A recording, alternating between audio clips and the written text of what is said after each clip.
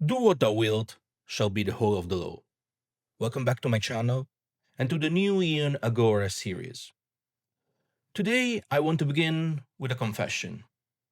For years, I mistook belonging for becoming. I joined groups, I stacked books, I learned the names of 100 spirits, and I still woke up with the same restless mind. If I could start again, I would do 7 things differently. And this is what this video is about. Very briefly, just in case you're new here, and so that you know who is talking, I write and teach Magick and Thelema. I'm the author of the Aleister Crowley Manual and of Aleister Crowley's Mysticism Practical Guide. You can find all the links to get your copies in the description below. I have guided hundreds of students into daily practice thanks to my online courses. And I also learned that most of my lesson the slow way, which is a polite way that since I wasted a lot of time, I'm going to try to make it so that you don't do the same errors. The first thing that I wish I knew is that doing beats collecting. 10 minutes of actual practice beats a shelf of grimoires you never open. The mind will try to bargain. It will tell you that the perfect incense or that rare translation will make the next ritual more authentic. None of that matters if you cannot keep a daily practice, at least at the beginning. And so, light a candle, still the breath, make one clear sign, and then write at least 3 lines in your diary. Real magic is not in the props, the magic is in showing up, because repetition builds charge, and charge accumulates quietly until the day that it becomes undeniable.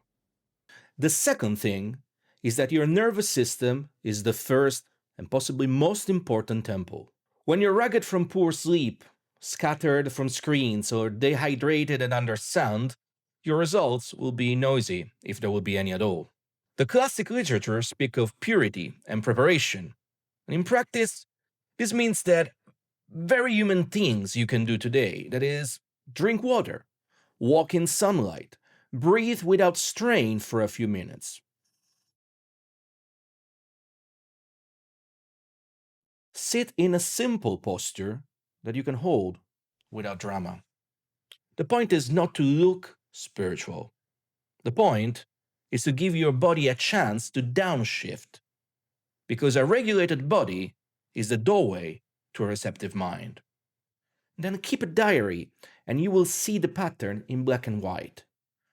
On days you care for the instrument, and thus the music, and that is the work, is clearer. The third thing is that true will is lived, not theorized.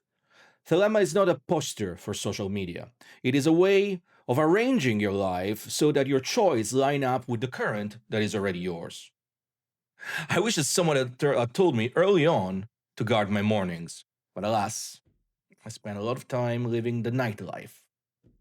And thus, so give the first hour to your practice, even if it's just small. Do it before commentary, before news, before all the delicious arguments of the day. And then measure your alignment in very plain ways. Are you more honest? Are you less reactive? Do you keep the promises that you make to yourself? That is how you know that the current is flowing, not by how obscure and magical sounding your footnotes are. Fourth, start smaller than you think. The ego loves complexity, while the spirit responds to sincerity. If I were beginning today, I would set up a 90-day container and keep it very modest. A few minutes of relaxed breathing, a pause for stillness, one ritual done with attention to presence rather than theatrics. A short adoration, even a single stanza spoken well. And then 3 lines in the record about what you did and how it felt. That's all. Do not add 8 new invocations in week 2. Do not rewrite the entire sequence because you watched, I don't know, some clever commentary, maybe here on YouTube. Stay with it. The point of these 90 days is to show your whole being that you can finish what you start. And once you have that proof, then you can scale. Fifth, and this one is tender because it involves memories and friendship maybe long gone. Most so called orders are nothing but boot clubs with costumes. They may perform a social function, and that is not nothing. Humans need company, especially when their interests are unusual and their families do not understand. I am not mocking that need. I have felt it. I have written about it at length on Substack, and as usual, you will find the links below if you're interested. The lesson here is simply that membership and titles rarely equal initiation. Almost never, in fact. True initiation is a change that persists when you are completely alone. It is the slow reconfiguration of how you think, feel, and act. It shows up as courage in a difficult moment of your life, as clarity in the middle of a storm, as kindness when it would be cheaper to be clever.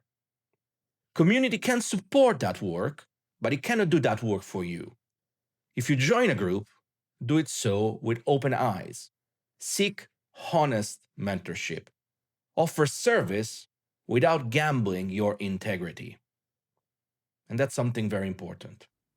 Since the last surge of interest around 2016, what many call occulture has largely become a marketplace.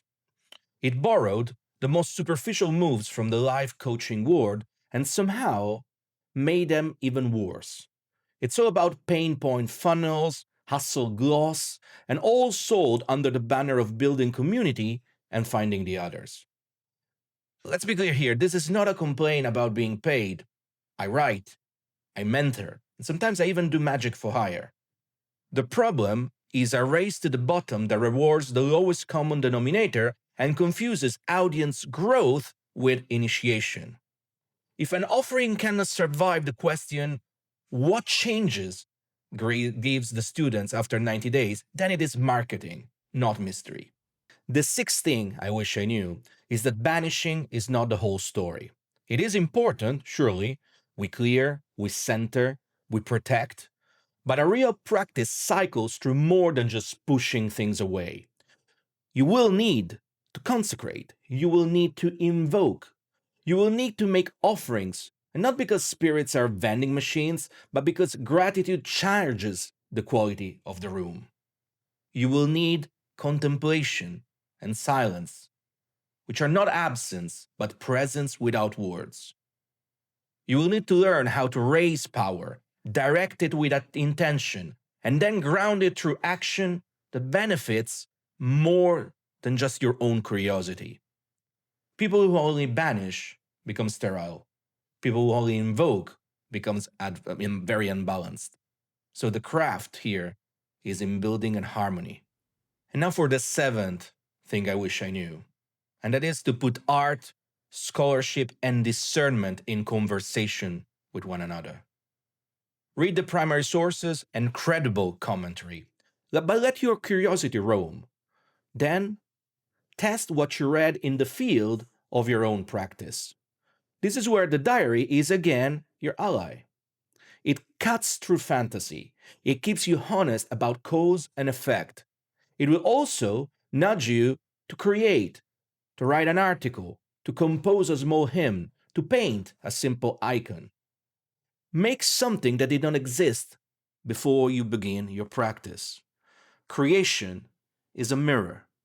It shows you what you have actually integrated, and it repays the depth of all that you have received. Since people always ask for a starter sequence, here's what I would do if I were beginning tomorrow, and I would keep it for 3 months before adding anything elaborate. So I will wake up, I drink water, and face the east. I will sit with a, stable posture, with your spine erect if you can. Breathe gently and let the shoulders fall down. This will mean that you will enter a simple posture that you can hold while remaining kind to your body. I will then perform a middle pillar ritual. something that you have committed to memory, with attention to the feeling of the space shifting rather than how you appear. And then I will write 3 lines about what just happened. Not poetry, not performance, just a quick presence um, to measure your mood, any anomaly, no matter how small. And then I will close the book and move on with your day. And in the evening, glance back and note if anything stood out. That is enough. You will be shocked by how many changes occur when you try to stop to trying to move the mountain and instead you concentrate on moving the small stone every day. A word now about results and fireworks. The internet has trained us to expect spectacle. But in reality, in Magick, spectacle often arrives when discernment is weakest. You should measure progress in clarity, in steadiness, and in the courage to act in alignment with what you know to be right. If your practice makes you kinder to the people closest to you, if it helps to you to keep your word, if it helps you to respond to the word with a little more wonder and a little less panic, well, that is a very good sign. And so, if I could go back and send a message to my younger self, it would be this: choose one mentor and one system and stick it for a season. And do not cheat on them for at least 90 days.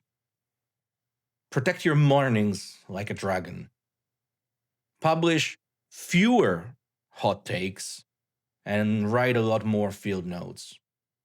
Maybe never get entangled in social media at all. When loneliness bites, remember that community is a human need and deserves to be honored. Yet it is not the same as spiritual evolution. Keep friends by all means, share meals, sing songs, laugh loudly, and then return to the work with a renewed heart. If everything we discussed so far spoke to you, you can find a lot more in my books. Also, if you want a guided path with peers who practice rather than posture, you can join me on Magick Without Tears. And so, may your practice be consistent, your discernment sharp, and your joy unmistakable. Do what thou wilt shall be the whole of the law. Love is the law, love and the will.